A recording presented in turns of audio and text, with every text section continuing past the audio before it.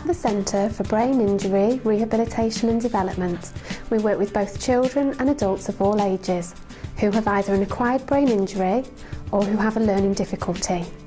BIRD works with a large number of children, some of whom have severe learning disabilities requiring high levels of basic care.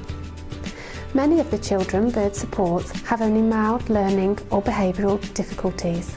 BIRD provides assessment and therapy to the families we work with through a tailored programme of specially designed neurodevelopmental exercises.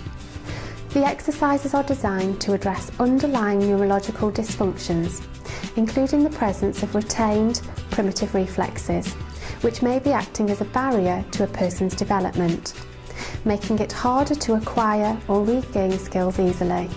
Exercise programmes are performed by the individual within their own homes with the support of family and friends. The exercises are non-invasive and are not strenuous, but many people find the movements tiring. Families receiving treatment at BIRD can expect to remain on programme for between 1 and 2 years, throughout which time regular reviews and reassessments of their progress are made.